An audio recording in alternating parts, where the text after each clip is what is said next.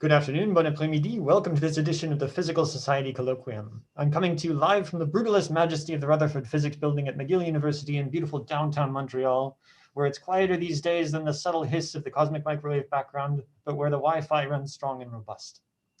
If you are in the Zoom session and you prefer not to be recorded or live streamed, please log out of the Zoom and join us via YouTube. This afternoon, we will have a 45-minute talk followed by 15 minutes of questions and answers. To ask a question in Zoom, please use the raise hand feature following the talk. To ask a question in YouTube, please enter it into the chat. The questions will be relayed to me by my sidekick following the talk.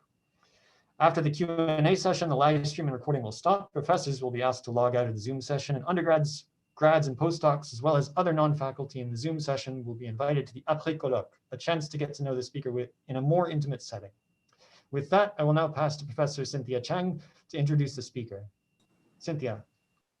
Thanks, Bill. It's my absolute pleasure to introduce Tzu-Ching Cheng, who's joining us today remotely from the Jet Propulsion Laboratory, where she's been working as a research scientist since 2017.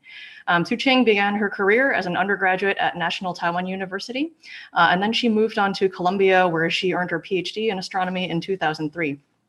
From there, she went on to do she went on as a postdoctoral fellow at Berkeley, and that was followed by a joint fellowship between CETA and Asia A. She then joined Asia A as an assistant research fellow in 2010 and stayed there for 6 years before moving on to her current position at JPL. Tzu-Ching is a leading expert in intensity mapping, among many other things. And one of her most well-known results is the very first demonstration of 21 centimeter intensity mapping in cross-correlation using radio data from the Green Bank telescope. So intensity mapping has really taken off and turned into quite an industry since that initial proof of concept. And Tzu-Ching is going to tell us today about one of the exciting upcoming chapters of the story, which is new measurement efforts that are forthcoming from the time and sphere-X experiments. So thanks very much, Tzu-Ching, for taking the time to join us today. We're really looking forward to hearing about your work, and I'll hand over to you. Yeah, thanks so much, Cynthia. And good afternoon, everyone, and thank you all for coming. It's my great pleasure to be talking to you today, and I'm sorry I couldn't be there with you physically, but I'm happy to see you all here still, and then hope we can meet another time in the near future. And so, yes, so I would like to discuss line intensity mapping with you today, which is a fairly new approach in observational cosmology. And I would be describing this in the context for two upcoming experiments called TIME and sphere-X, describing the multiple line approach for intensity mapping in observational cosmology. So I guess I would start, I will start with a timeline of our observable universe, and I'll highlight a few epochs of interest. So as you know, after the current Big Bang cosmology model, a few fractions after the Big Bang, we have this vast expansion period called inflation. And afterwards, the universe continued to expand and cool down, and allowing protons and electrons to recombine and let out the photons that we see as the cosmic microwave background today at the age of 400,000 years old. And afterwards, the initial perturbation or initial density perturbation were able to grow via gravitational instability, and finally allowed diameter halo and then baryons to collapse and then form the very first stars at the very high redshift universe, maybe around 20 to 50 or so. And then the ionizing photons from these first stars, or the first galaxies now, started to ionize the ambient intergalactic medium, which has been then neutral since the recombination epoch. And this is the epoch called basic reionization, which we think ended about ratio of 5.5 to around 6 or so. And then afterwards, the universe remains mostly ionized, and then the galaxies continue to form and evolve to become the galaxies that we see today at present time, where we now live in a dark energy dominated epoch. So I think this fairly simple cosmological model has been fairly successful. And then I think it is fair to say that most of the information that we have today are coming from the two important epochs coming from the CMB and from the galaxies in our local or low redshift universe. So indeed, I think the cosmic microwave background on the left and then the large scale structure as seen by galaxy surveys are really the two important pillars of observational cosmology. However, despite the success, as you know, that there's still many fundamental questions remain, namely what is the nature of dark matter, dark energy, what was actually happening in the very early universe, was inflation the correct model? And then if the, so how did the universe actually get reionized? How did the first star turn on? I think these are still questions that are of great and deep interest.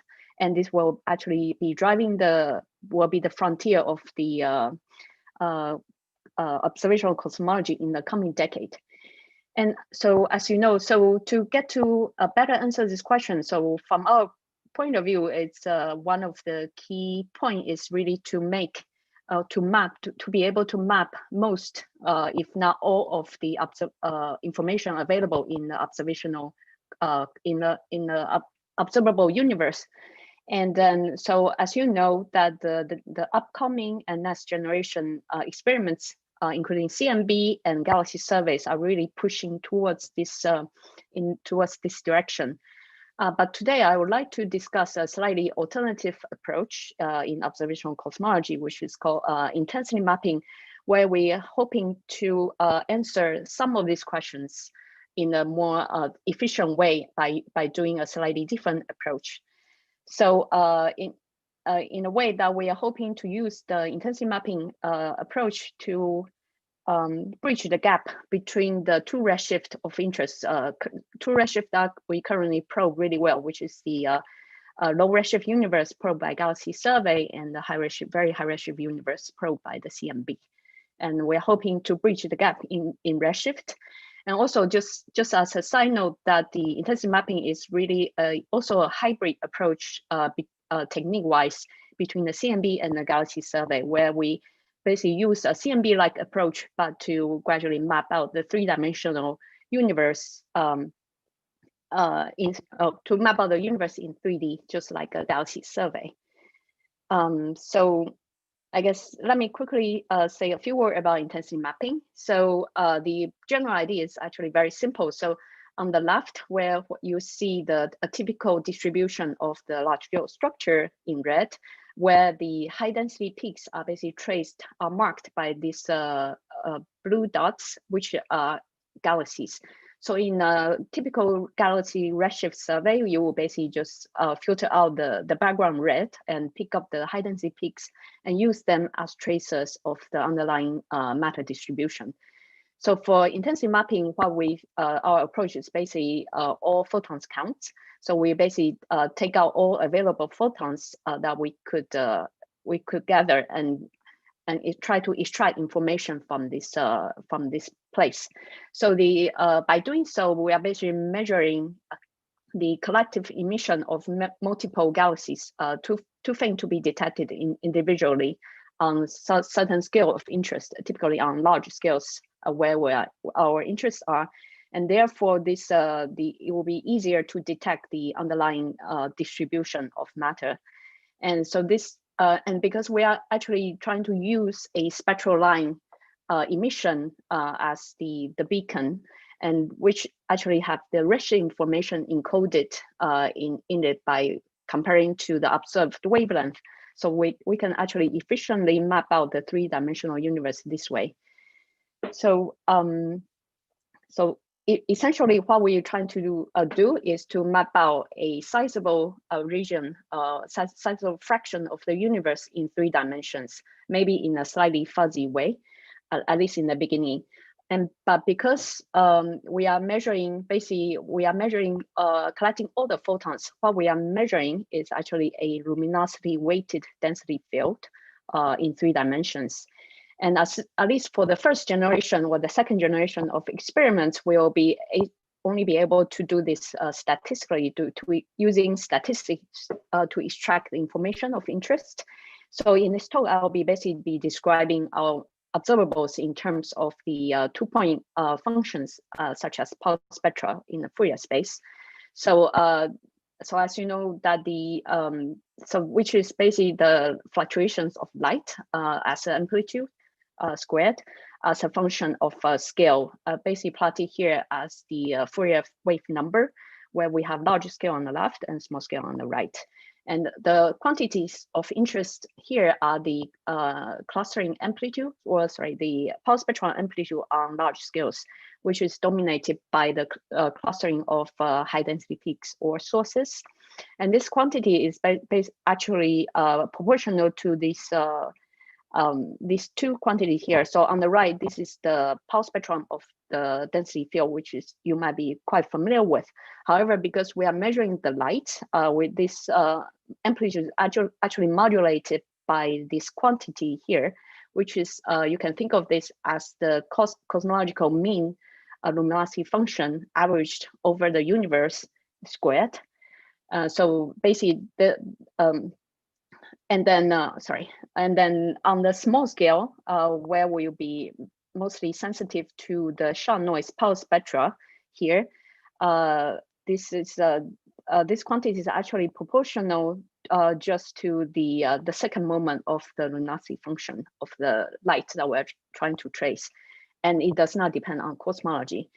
So as you can tell, that there's basically two pieces of information encoded in this intensity mapping observables that we call. So one is the light itself, which basically encodes the astrophysical information, how the light is actually connected to the mass. So luminosity function, or the mass to light relation, encodes the astrophysical information.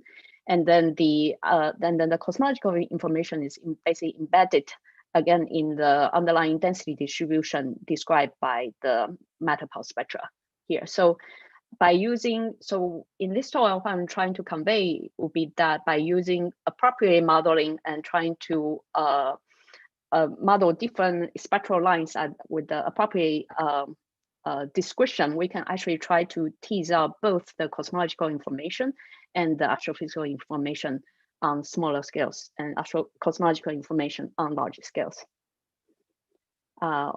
Okay, so before I go into the details, I'm sure you might be asking, so why do we want to do intensity mapping at all, given the advance of all the surveys I just mentioned that are going to come online? And this is indeed a question that we ask ourselves very often. So we have tried to answer this question in a slightly more formal way, but with the toy model. So this is work done by a very talented Caltech grad student, Yunting Cheng, who is on the job market this year. So we asked the question of the following. So if we wanted to trace the underlying density distribution or density matter to map out, to gather cosmological information, what would be the most optimal approach? Well, what's the best estimator for doing so? And so by that, we call this a observable. What's the observable that we should be doing? So we consider the two limiting cases. One is basically a galaxy survey type approach, where we just pick up the high density peaks and then throw away information that's below a certain luminosity threshold. So you can think of this as digitizing the universe into 1 and 0s. Where we only have information at certain locations in 3 dimensions. But for intensity mapping, the case is the opposite, where we basically keep all the photons. So our observable is basically proportional to the luminosities, or the observed flux of a given spectral line. So we try to use a formalism using the 1-point statistics P of D function, trying to describe the information content of in these two approaches by basically looking at their Fisher information matrix. And but you can imagine intuitively there will be certain parameters that will be of interest. So one is how bright the source is. This will affect how you want to approach your experiment. And the other one would be this. So this one, we use the Schechter luminosity function to describe basically the source property. and where L star is, you can think of it is the characteristic luminosity function, or you can think of it as how the typical brightness of a given source population. And then the other important quantity would be the noise, basically how noisy or how capable your experiments might be. And we assume just simple Gaussian thermal noise, with where we call sigma L. And another quantity that we might not think of typically is what we call the confusion noise. And this is basically the shot noise or the Poisson noise coming from the sources that are too faint to be detected individually, but nevertheless, they could either contribute to your experiment as source or as noise, depending on your approach. So I just quickly summarize our finding in this cartoon here. So basically, depending on the order of these three quantities, L star, sigma L, or LSM, which is the confusion noise, we might be in slightly different regimes and where different observables would be optimal.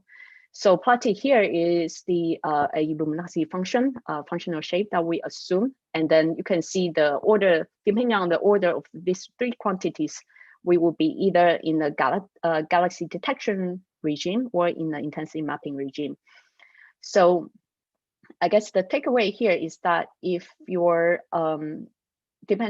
you can think of from the source point of view, if your L star, if your LSM, sorry, the shot noise is, okay, sorry, let me start from the bottom right here. So if your shot noise of the sources is always greater than the L star, the characteristic luminosity, which means you have a significant contribution from the fainter sources, from the faint end, either just because the luminosity function is very steep at the faint end, or because you have a very large, where you're in a low resolution mode, where you include a lot of fainter sources inside your telescope beam, for example, then it is advantageous to be doing intensity mapping. I think intuitively, this is typically what we think of the problem. And then, but in the case where your shot noise fainter contributions is less important than the typical luminosity function, then you have three different sort of regimes. So in the limit where your experimental noise is very high, or where if you're trying to go after the very high redshift sources where they are typically very faint, then you are better off doing intensity mapping. I think that sort of intuitively seems to be the correct approach. And if also in the other limit, where if you have a very low, if your experimental noise is low, and then you don't have to worry about the shot noise regime, then the faint end contributions, then we find that doing galaxy surveys is always better.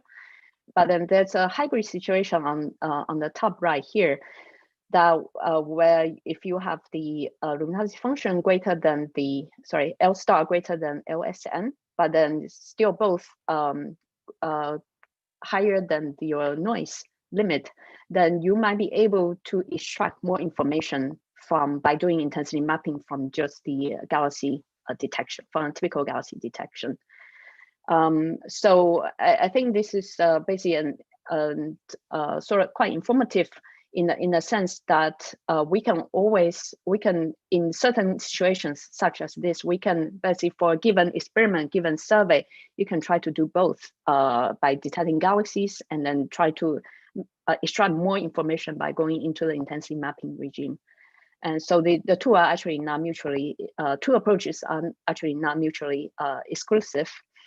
And then I guess perhaps you'll be interested in, for 21 centimeter intensity at least, we are typically almost always in the bottom right situation, or sometimes in the bottom left situation, and that in the sense that if you use 21 centimeter as the tracer of density, you tend to be better off by doing intensity mapping, which many of you are experts here.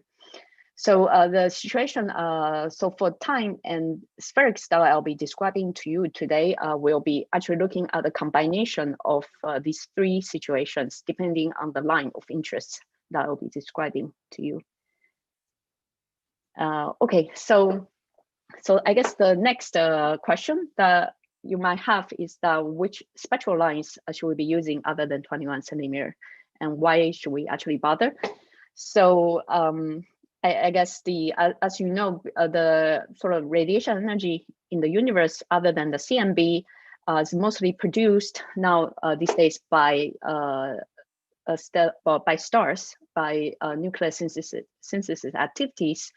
So this they will give out radiation. The stars will give out radiation depending on the mass, and then the radiation energy will typically be absorbed by the nearby gas or the dust in the interstellar medium, and then re-radiated by dust, typically in the far infrared regime. So this broad black body-like curves here are basically describing the energy coming from stars and radiated by dust. However, the nuclear synthesis also produce metals, and then these chemicals such as carbon or oxygen, nitrogen, they will be absorbing energy coming from stars and radiate. And typically they will recombine again, or they could be excited and emit photons by recombination, by fine structure emissions, or by the rotational energy emission. So typically they will be coming from different phases of the interstellar medium. And so you can see a fairly complicated structure line emission here. So for our purpose, in order to trace the underlying density field, what we want to do is obviously to pick up the bright ones first, so that we could trace the density field. And then the important feature is that these emission lines are coming from basically from galaxies, which themselves are good traces of biased, but good traces of the underlying matter distribution. So by mapping these spectral lines, we will be able to again directly map the underlying matter distribution, which is our main goal. But however, all these line productions are basically associated with star formation activities, and therefore these lines will become a good tracer of star formation activities across redshift. And then finally, by mapping multiple emission lines, which could be coming from different phases of the interstellar medium, you can imagine situations of combining different probes so that we will be sensitive to the structure of the ISM or interstellar medium. We can actually extract information about the astrophysics part. And of course, these are basically the topics of for galaxy studies. But from our point of view is that by doing intensity mapping, mapping the structure on very large scales, we will still be able to obtain information, astrophysical information on small scales. And by small scales, I mean the galaxy scales here. Okay, so I would like to basically focus my talk now to tell you about the lines of interest that we are trying to map. So this includes the C2, the singly ionized carbon line, fine structure line emitted rest frame 158 micron, and then by redshifted to the millimeter wave range, and also the optical lines associated with the nebula emissions from galaxies by redshifted to the near infrared. And I'll be describing this line intensity mapping approaches or prospects in the context of two experiments, which are called time and spherics. So, okay, let me dive into time first. So time is as I said, a redshifted C2 intensity mapping experiment. So this is a dedicated instrument in the millimeter wave where we try to map the about 200 to 300 gigahertz in low spectral resolution, resolving power about 100 or so. And then, but basically you can think of this as a CMB experiment coupled with the spectrometer.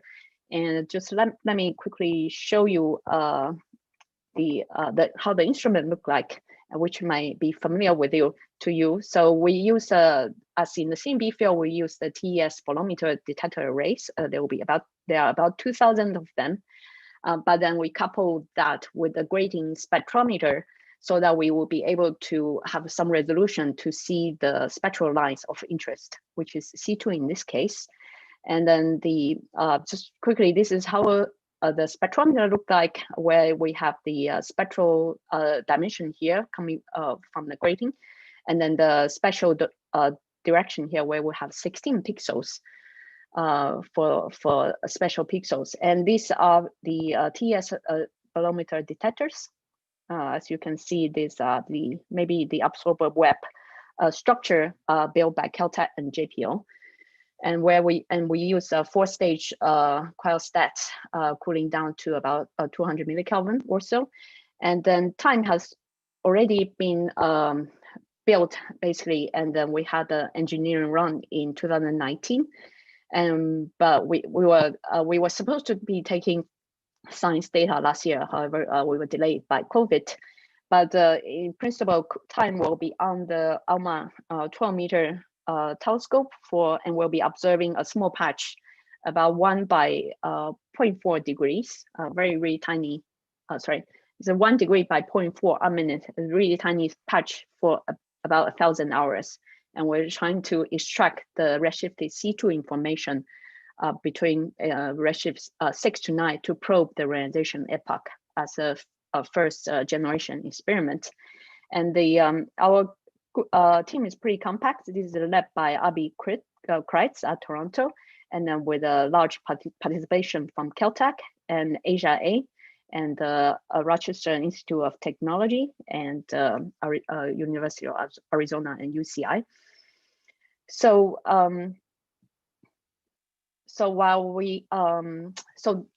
let me just show you what we are trying to achieve. So again, this is a light cone, a cosmological light cone, as you can see from between redshift 0 to 9, and the line of interest, which is the redshifted C2, will be able to map the C2 emissions during EOR. However, within the light cone, we were within the observing frequency of 100 to 200 gigahertz. We will also have lower redshift, different CO rotational lines redshifted to map to the same observing frequencies. And so in a way that you can say that we will have additional information about the CO distribution at the low redshift. However, from the C2 point of view, that this is actually become a line foreground contamination to the signal of interest, and which I'll describe some of the challenges later. But as you can see with our small experiments, we could already try to map out a fairly large a fraction of the universe at high redshift. So what time? So we have actually just put out a, sorry? I'm sorry, I thought you were asking for the time. Oh, okay, yeah, please. You still have 20 minutes. 20 minutes, okay, thank you. So again, this is a forecast paper that we have just put out a few weeks ago. This is done by another talented Caltech graduate student, Jason Sun. So we wanted to use realistic parameters coming from the time instrument. We predict that we are basically hoping to measure the C2 redshifted C2 pulse spectra at ratio around 6 or so, and a ratio around 7 or so, where we basically average the compress the entire cosmological, the cosmological volume accessible to these two plots here. So as you can see that the two sets of error bars, the larger one is the current time, and then the smaller ones is time extension, which we envision could happen in the sort of next generation of time. And then even with the current setup of time, we should be able to have a signal to noise about 10 or so at ratio around 6 and ratio around 7 or so. So just to remind you, this is really the first generation of experiments that we're hoping to see the C2 line fluctuations coming from EOR. And the scale that will be most sensitive to basically, as you can tell, the wave number basically in unit of h over megaparsec at about 1 or a couple here. So we'll be sensitive to scales roughly about 1 to 10 megaparsec co-moving scales at those redshifts. And so based on this pulse spectral measurement, we actually be able to infer a few astrophysical information of interest. So first thing will be that we should be able to directly infer the mean C2 abundance at this redshift. So basically, just telling you this quantity shows you the C2 energy density, the total C2 energy density at redshift around 7 or so, and from redshift around 5 to 10 or so. And plotted here is a current limit coming from the ALMA observation using source detection techniques.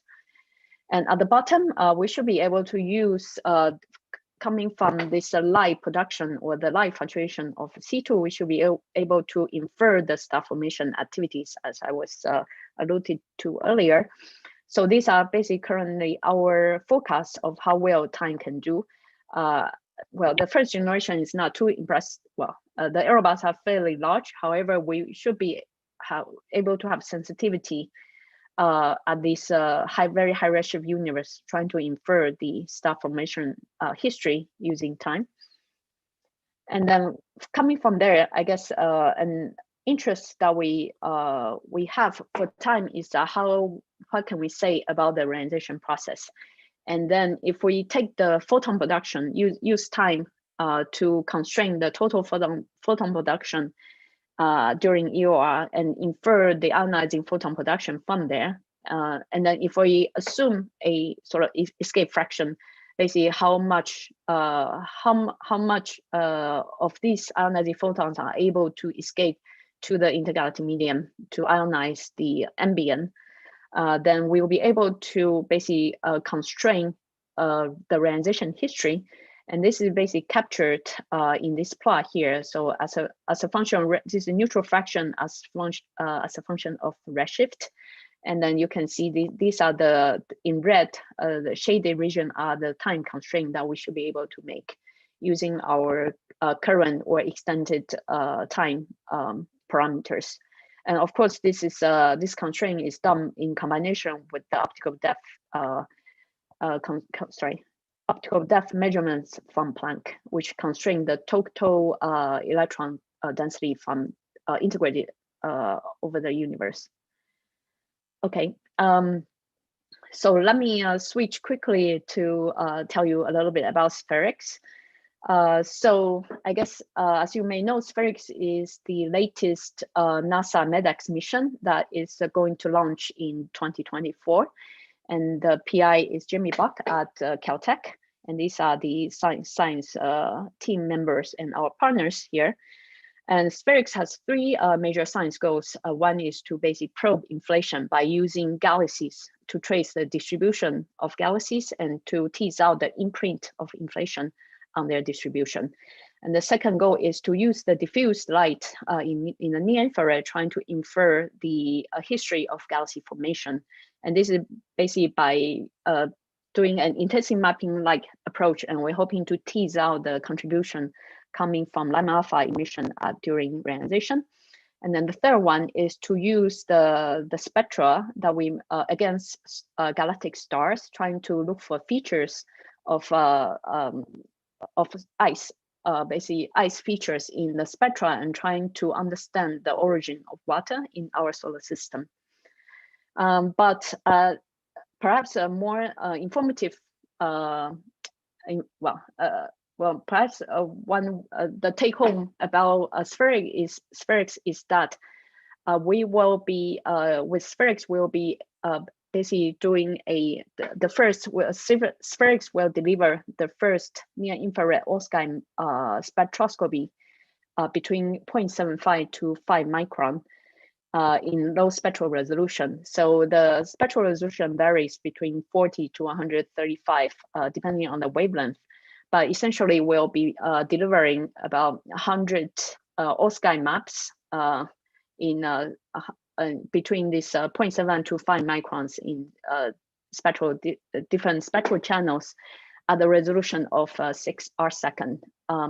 So you can imagine there's a very large, this is a really large data set that's going to come in the coming years. And so I guess perhaps this is how SPHERICS will look like.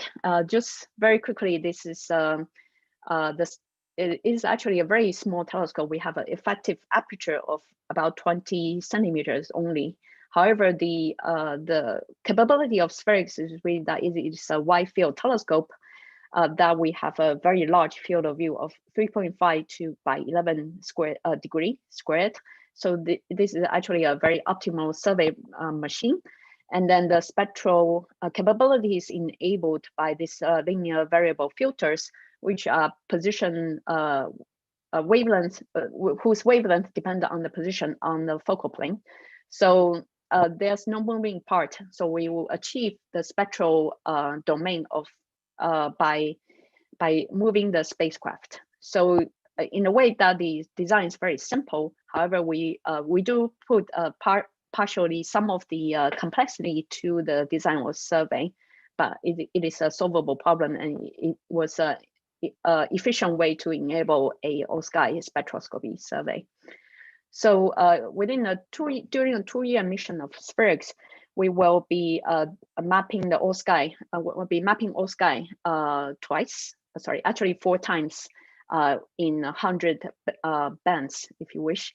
And then because SPHERICS is in low Earth orbit, so we'll be basically be circling, orbiting around the Earth every 97 minutes, I think. And then we'll be basically be looking at the ecliptic poles every 97 minutes. And therefore, there are 2, due to this survey design, we actually have 2 deep fields. Each is about 100 square degrees near the north and south ecliptic poles. And then this is actually, we think, is a great place to be doing intensity mapping. So the SPHERICS wavelength coverage will basically allow us to access a range of spectral lines, mostly H-alpha, oxygen 2, oxygen 3, Lyman alpha, and H-beta coming from redshift 0.5 to about almost, well, high redshift 8 or 10, even up to 10 if there was sensitivity. So with SPHERICS, we've been focusing on 2 regimes. So one is the sort of redshift below 6, where we try to map the large scale structure with several different lines. And then the other regime is during reionization, where we try to look at the possibilities of using Lyman alpha and possibly H-alpha to map reionization epoch. So I'm going to describe quickly the effort that we have been doing. So first of all, we were basically trying to build a simulation, we try to simulate the signal that we might see with SPHERICS in the intensity mapping regime. And basically, this is a light cone that done in collaboration with the Hidden Valley simulation team. But this is basically done by Zuchen Gao. It's an undergrad student at Peking University.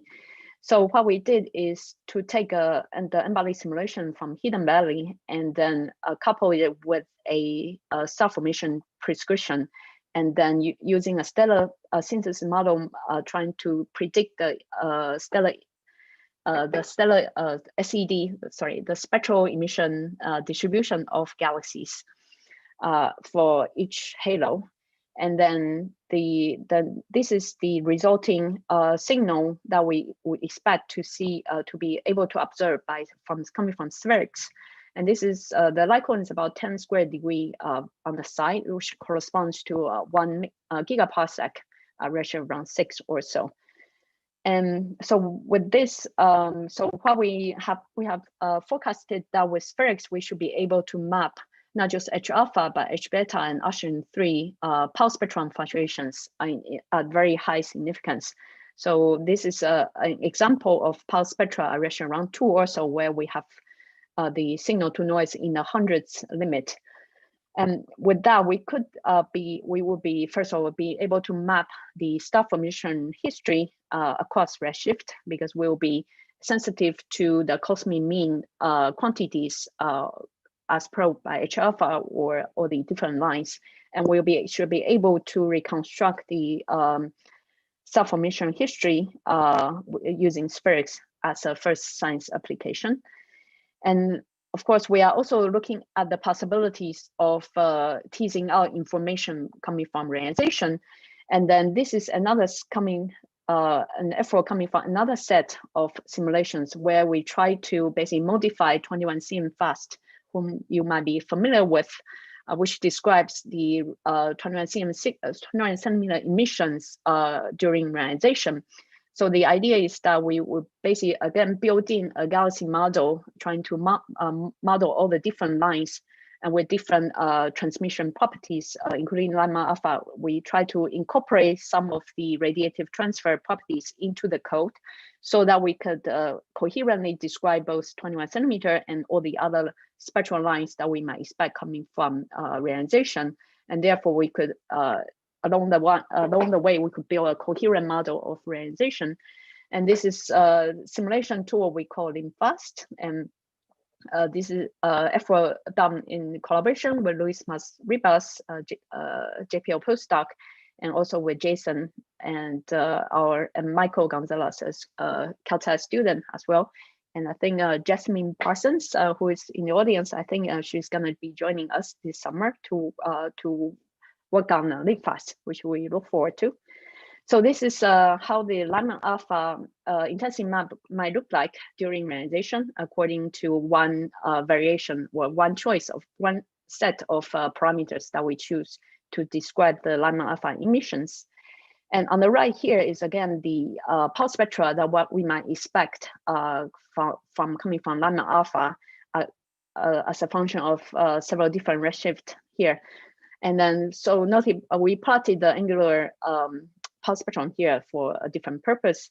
But in this paper, we also investigated the possibility of looking at the polarization of Lyman alpha photons, which themselves are actually very interesting just due to their scattering properties of how the Lyman alpha photon has been absorbed and re-emitted and scattered multiple times in the intergalaxy medium. We should be able to see some feature in the polarization, hopefully in the future. So together with all these line intensity informations, we could we'll hope to constrain the underlying cosmology, especially at a high redshift. So this is a forecast on the constraint on the geometry of a universe in terms of the angular diameter distance as a function of redshift. And this is basically done by Bernard et al. 2019. So they use the BAO, the baryon acoustic oscillation feature imprinted on the distribution of matter, trying to tease out this information.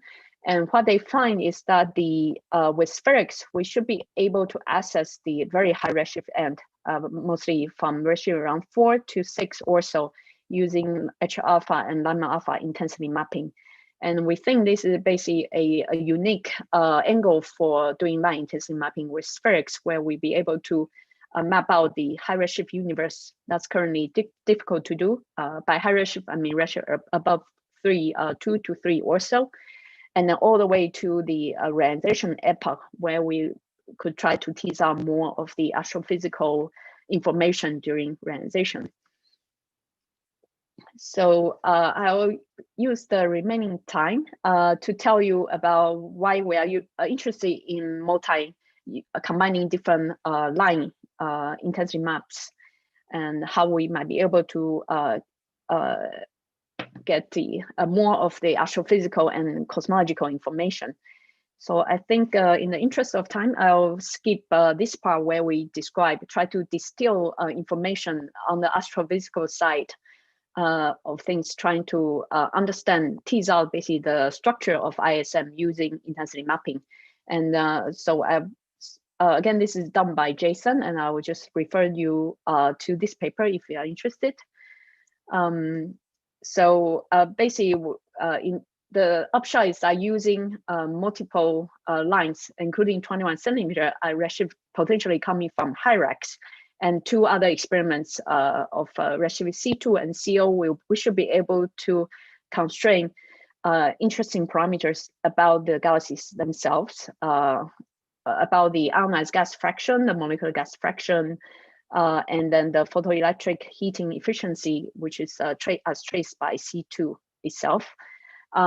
So I guess the takeaway is that these are the basically the mean property of the mean ionized. We are basically able to describe the mean properties of these astrophysical quantities using intensity mapping. Even though our measurements on very large scales, we should be able to infer some of the representative astrophysical property quantities on the galaxy scales by doing a proper modeling. So finally, another postback that we're hoping to distill, as I mentioned, is to basically the multi-probe aspect of reionization. So this is basically shown in this cartoon here, where we have density fluctuation that might be traced by galaxies itself, and where we have the high density peak, we have ionizing sources, and this could be traced by H alpha emissions or C2 emissions that tend to be associated with galaxies. And this ionizing these ionizing sources will emit ionizing photons to then we could in principle picture or map the ionized intergalactic medium by tracing by using tracers such as Lyman alpha. And obviously the neutral fraction here is traced by the could be traced by 21 centimeter with current or upcoming experiments. So as you can tell by eye, that these 2 maps are basically anti-correlated naturally. So by doing a cross correlation of say Lyman alpha with 21 centimeter, one could expect to basically quantify the characteristic size region of these ionized bubbles as a function of redshift. So this has been explored by several authors. So, which is really interesting. But today I want to describe the prospect of if we are able to add more lines to this sort of investigation, we will be able to learn a little more about the IGM properties themselves. So similarly, here's the Lyman alpha course with 21 centimeter and H alpha course with the 21 centimeter, where you do expect things to go, their correlation to go negative on large scales, just due to the fact that they are tracing either ionized or the neutral region that is disjoint in the during the reionization process. However, if you look at the cross correlation between H alpha and Lyman alpha, it is actually, you could potentially tease out more information about the reionization process. As you know, the reionization process is stochastic, and then we do not expect the ionized regions to be spherical, of course.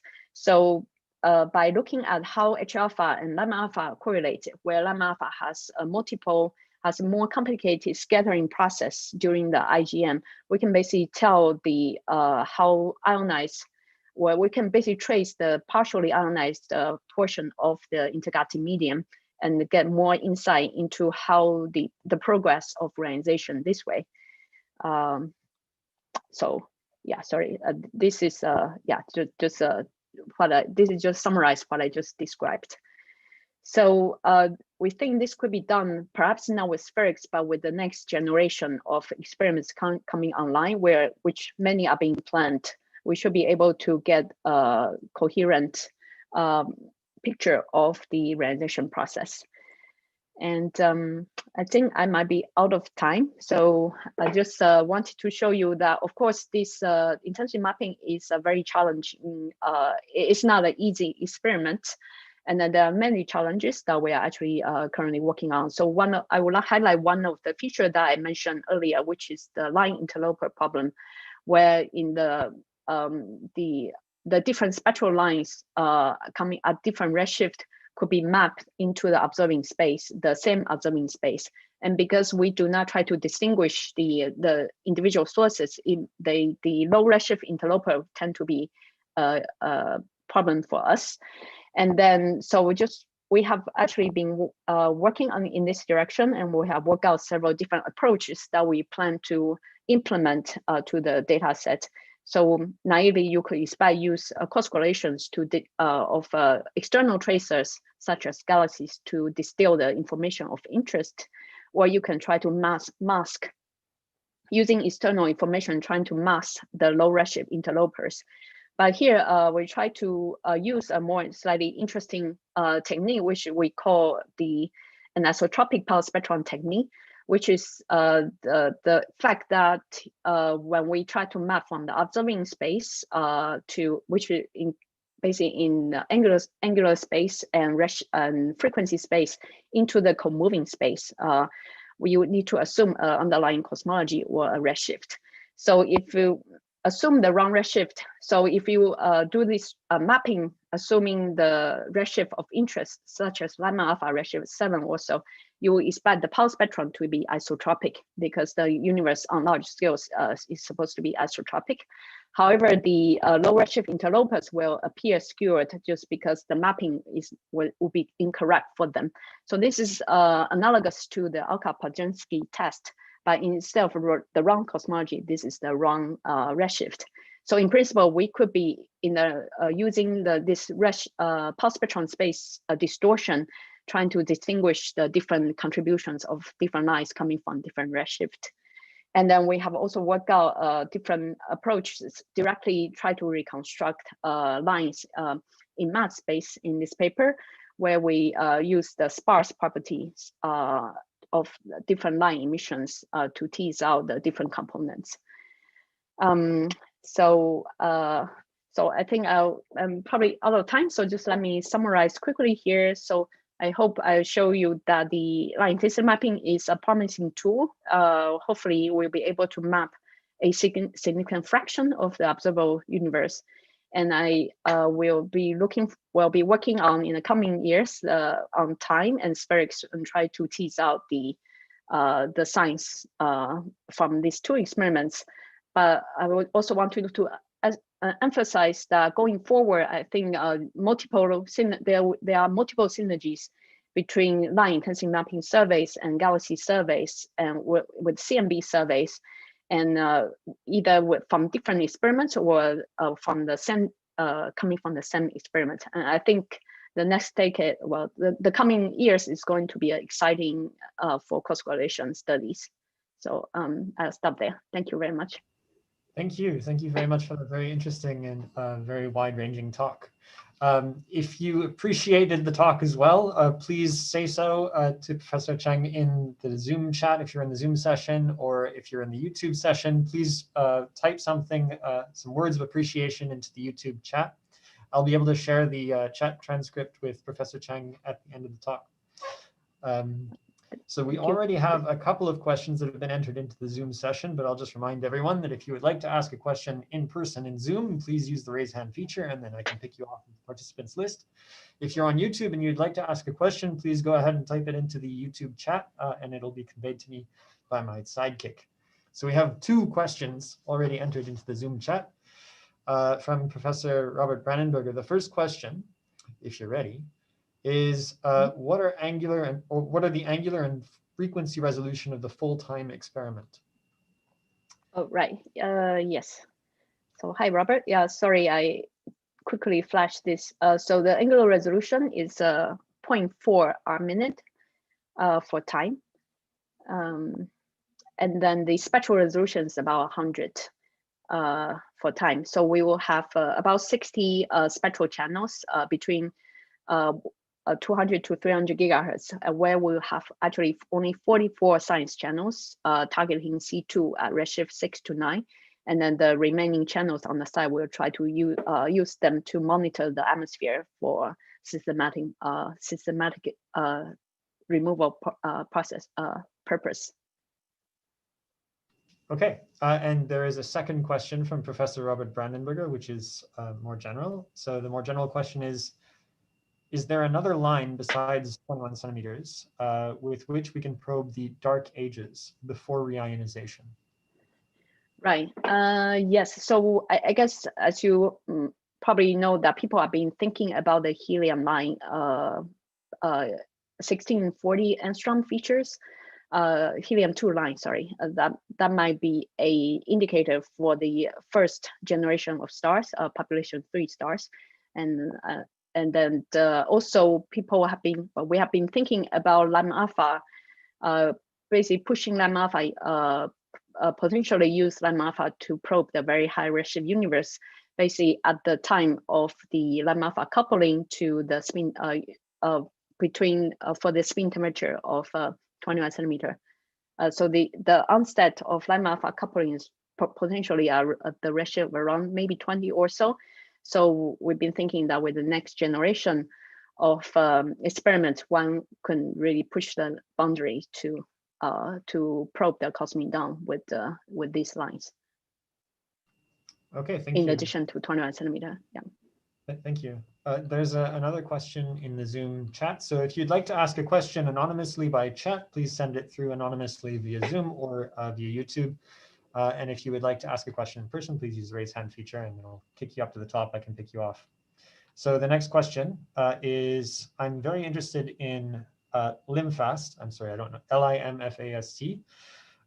Are all of the lines simulated from a single underlying matter field? If so, can you tune how each line is correlated with the density field? Right. So currently LIMFAST, we basically follow the 21 cm fast approach of describing the underlying density field. However, we are thinking which is quite generic, where we use the given a mass function to describe the distribution of halos. So as you might know, that LIMFAST or 21 cm fast has very low resolutions, which is basically allow us to produce a very large suite of a large suite of simulations on cosmological scales very quickly. Which is of interest here. So within each cell, there could be multiple halos contributing to it. And then we actually artificially introduce, well, not artificially, but we have assumed underlying mass function to describe the distribution of potential distribution of halos, if you wish. And then we are basically thinking of implementing the next stage is to implement environmental dependent mass function, or a function of galaxies. Basically, we might consider slightly different prescriptions of galaxies given the local density field. And then this is definitely work to be done. And then, but at this first stage, we do not have this capability yet. Okay, thank you. If there are any more questions, please go ahead and use the raise hand feature now. And if not, I will close the session. So I'll give you just a couple more seconds to make your decision if you want to ask some last minute questions before. And I'll take this time just to advertise the Après Colloque once again for all of those of you who are not professors. Please stick around in the Zoom session for the Après Colloque. We'll stop the recording and live stream in a moment. And Professor Chang will be able to talk to you a bit more in a private setting. And since I don't see any urgent questions and we're just about at the time limit, I think I'm going to end the session if that's okay. So please, once again, everyone, thank Professor Chang for a great talk. Write something in the Zoom chat if you're in the Zoom session, or something in the YouTube chat if you haven't already and you're watching on YouTube. That concludes this edition of the Physical Society Colloquium. Thanks to all who have joined us. Please join us again next week for a talk by Cindy Regal from GILA and the University of Colorado Boulder entitled Making Quantum States of Light with Moving Mirrors. Good evening, bonne soirée. Thank you all very much. Appreciate it.